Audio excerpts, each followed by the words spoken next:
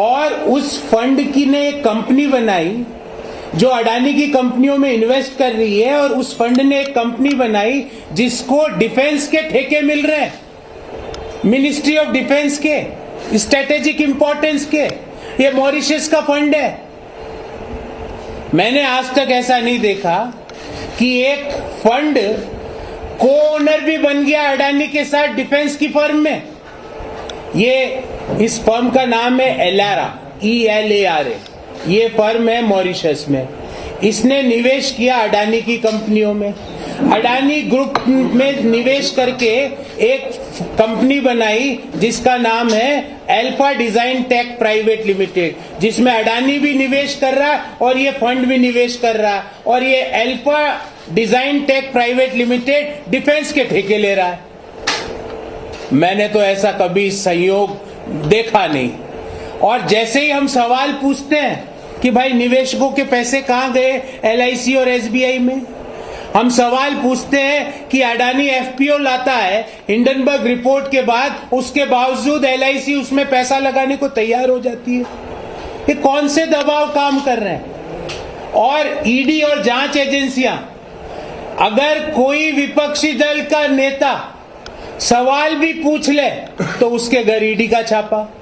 अगर भारतीय जनता पार्टी को लग जाए कि इस स्टेट में वो हार रही है तो वहां के नेताओं के घर ED का छापा, उनके रिश्तेदारों के घर ED का छापा, कांग्रेस पार्टी के नेताओं के विरुद्ध ED का छापा, हमारे जो लाइक माइंडेड पार्टीज हैं उनके नेताओं के विरुद्ध ED का छापा।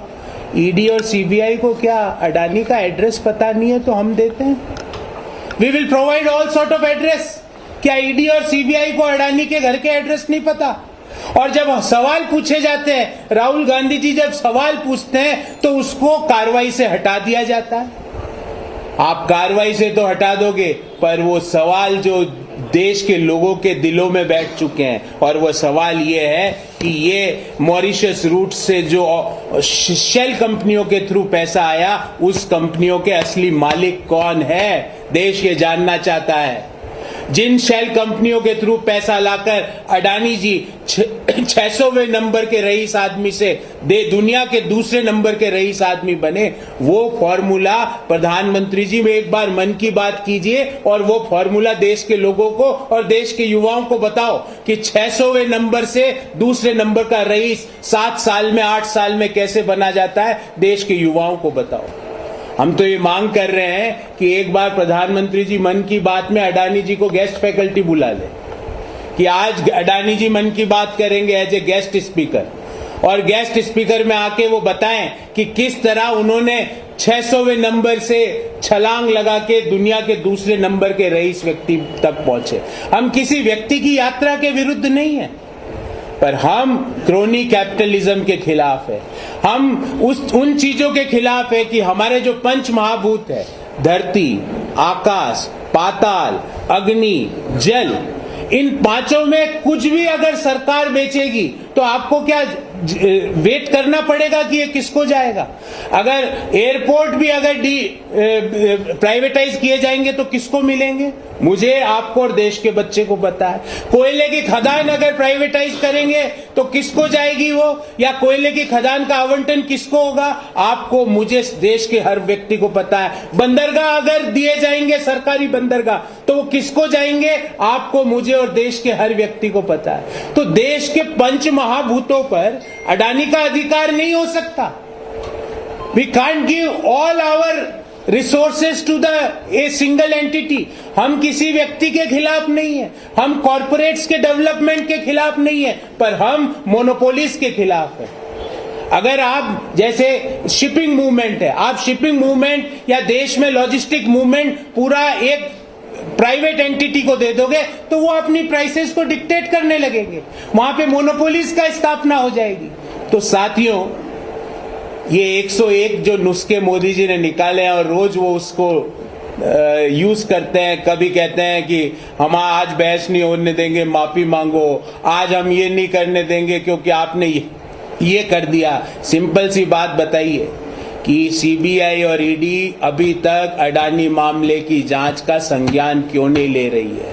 सिंपल सी बात बताइए कि निवेशकों के LIC और SBI में पैसे टूटे, उसका जिम्मेवार कौन है? सिंपल सी बात बताइए कि इतना सब होने के बाद भी LIC अडानी के FPO में पैसे देने को तैयार हो गया, उसका प्रेशर किसने डाला? सिंपल सी बात बताइए कि एक मॉरिशस का फर्म जो अडानी कंपनी में इन्वेस्टर है, वही फर्म आगे जाके डिफेंस के ठेके क्यों कैसे ले पा रही है? ये देश के लोगों को बताइए। सिंपल सी बात बताइए कि जहां जहां प्रधानमंत्री जी जाते हैं, भले इजराइल जाए, बांग्लादेश जाए, ऑस्ट्रेलिया जाए, ऑस्ट्रेलिया जाए तो ऑस्ट्रेलिया की कोल माइन, बांग्लादेश जाए तो बांग्लादेश के पावर सप्लाई का एग्रीमेंट, इजराइल जाए तो डिफेंस की टेक्नोलॉजी, वो सारी अडानी को ही क्यों मिल जाती है? दुनिया में देश में कोई और कंपनी नहीं है क्या? छोटे MSME उद्योग नहीं है जिन्होंने स्पेस टेक्नोलॉजी, जिन्होंने उस टेक्नोलॉजी पे बरसों खपा दिए, पर वो काम उनको नहीं मिलता है, वो काम मिलता है सिर्फ देश की एक फर्म को। इसलिए हम सवाल पूछना चाहते हैं कि आप भले कितना भी बचाने की कोशिश कर लो, रोज जो नए नए खुलासे हो रहे हैं, और ये खुलासा जो आज का खुलासा जो मैं लेकर आया हूं कि अडानी फर्म का इन्वेस्टर आज उस इन्वेस्टर को ओनर बन गया डिफेंस फर्म में, और वो डिफेंस फर्म को भारत सरकार से ठेके मिल रहे हैं। इन सवालों का जवाब देश की सरकार को देना पड़ेगा। साथियों, मैं आपके सवाल लूंगा, पर सबसे पहले आप कोशिश कीजिए कि हम विषय से संबंधित ही सवाल पूछे। उसके अलावा जो सवाल होंगे, हमारे साथ झारखंड प्रदेश अध्यक्ष राजेश ठाकुर जी है, वो उसका उत्तर देंगे, और कोई बड़ा इश्यू होगा तो उसके लिए हम स्पेसिफिक प्रेस वार्ता करके आने वाले समय में उत्तर देंगे।